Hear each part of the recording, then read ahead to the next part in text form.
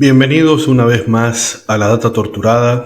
Soy Juan Fernando Subirana y hoy me gustaría hablar sobre la reciente actualización a la normativa, entre comillas, sobre lo que son activos virtuales en Bolivia y el panorama internacional vinculado justamente a estos criptoactivos o criptomonedas.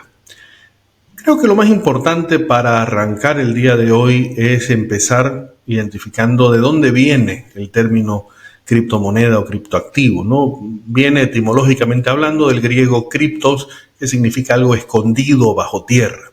Esto hace referencia justamente al tipo de tecnología que estamos incorporando a través del blockchain, que lo que hace justamente es proteger de una forma segura dentro de la estructura que conocemos a aquellos elementos vinculados a lo que es la economía de estos activos. Se los ha llamado criptomonedas. Creo que es importante también hacer una diferenciación con lo que corresponde el término moneda en la práctica. Una moneda tiene que cumplir tres condiciones básicas. La primera es ser un medio de cambio, es decir, que yo lo pueda utilizar en mis transacciones diarias.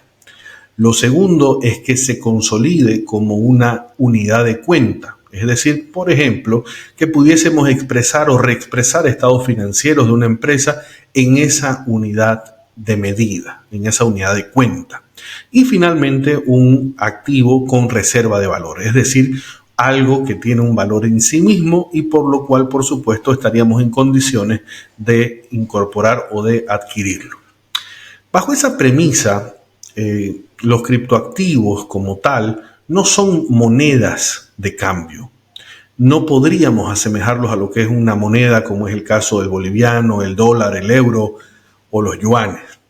Pero sí representan una oportunidad interesante de inversión y de transacción que prácticamente de una u otra forma equivale a hablar ya de trueques virtuales.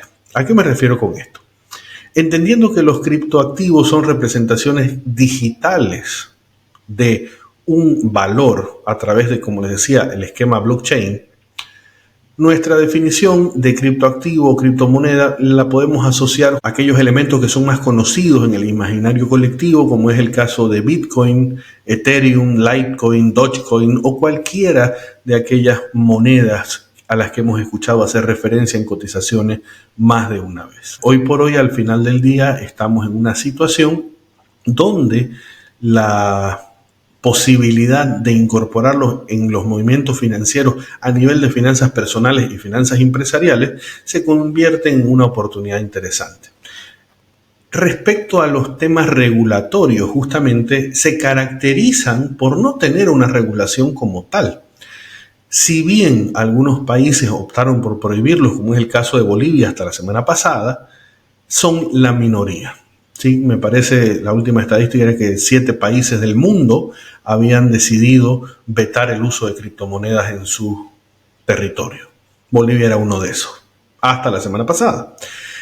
Lo que sí es importante entender es que como todo activo financiero conllevan un nivel de riesgo altamente importante. No es un tema menor el considerar y el entender de que estamos apostando en un mercado de altísima volatilidad.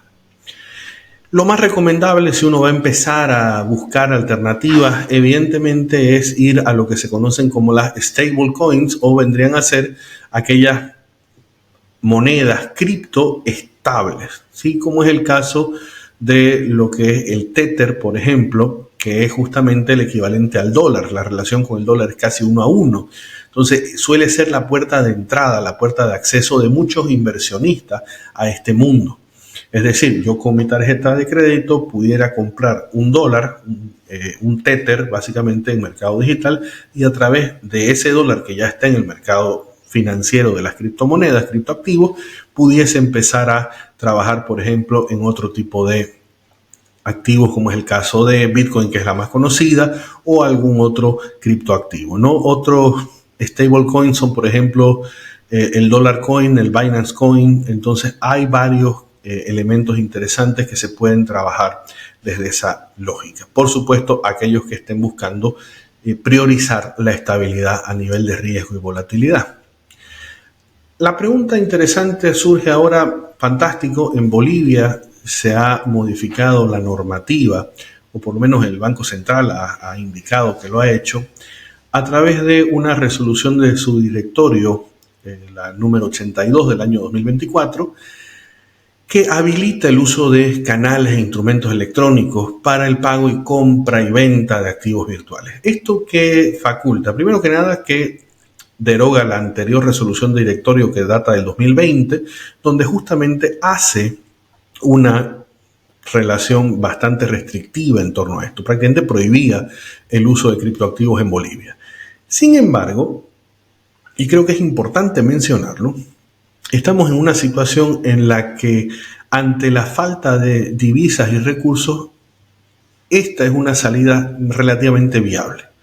Si bien ha sido bastante cuestionada y la verdad me sorprende que haya sido abierta la puerta justamente en esta temporada, por la complejidad de los argumentos que se virtieron para prohibirlo en un momento. O sea, básicamente quienes se opusieron más acérrimamente fueron los responsables de la Unidad de Investigaciones Financieras, bajo el argumento de que iba a ser utilizado el mercado cripto para lavado de dinero. Sin embargo, evidentemente hoy por hoy, ante la falta de medios para poder honrar deudas en el exterior, como es el caso de las grandes empresas importadoras, creo que esta es una salida bastante viable. ¿En qué consistiría? Como les decía al inicio del programa de hoy, equivale a hablar de un trueque virtual. ¿Qué significa? Yo me compro este activo financiero virtual en ese esquema del blockchain, es decir, un esquema seguro, y lo que puedo hacer es vender ese activo, volverlo líquido fuera del país y con esos recursos poder pagar mis obligaciones. Aún falta bastante para poder operativizar esto en términos reales, pero ya es una oportunidad interesante que vale la pena que se estudie a nivel empresarial y, por qué no, también a nivel personal. Esto evidentemente pasa por una educación financiera profunda de aquellas personas que quieren incorporar en esto. No es una mina de oro, no es una panacea que uno está abriendo, simplemente es una herramienta más de posible inversión y, por qué no, pensar también en posibles beneficios a través del trading. Sin embargo, es importante entender que este tipo de activos, vuelvo a insistir con ello, conllevan un alto nivel de volatilidad. Esto es importante mencionarlo. Al final del día estamos trabajando, me parece, en una posible solución paliativa a los problemas estructurales y de fondo que estamos evidenciando en la economía local. Existen problemas de fondo en términos de la consecución de menores niveles de divisas en la economía, y esto, por supuesto, conlleva a una serie de problemas que hoy por hoy ya los estamos viviendo cada vez más cerca, ¿no? Tenemos un tipo de cambio que ya está rozando los 10 bolivianos nuevamente, hablando del dólar, por supuesto, en el mercado real. Y por otro lado, es importante mencionar que este tipo de alternativas nos van a permitir, desde el punto de vista de una economía que está bastante hermetizada en este sentido, abrirnos justamente hacia la posibilidad y la chance de poder estructurar nuevas oportunidades. Ideal sería encontrar entidades financieras en el exterior que puedan monetizar este tipo de criptoactivos. Es decir, sería una salida viable para capitales y poder continuar con las operaciones normales de la economía que hoy por hoy, como les decía en anteriores oportunidades, está bastante frenada, está muy fría, y eso obviamente se ve en el día a día y se ve también a través de indicadores como es la propia inflación de los productos, bienes y servicios, y evidentemente con la desaceleración también viene justamente la crisis un poquito más profunda de lo que la tenemos hoy por hoy.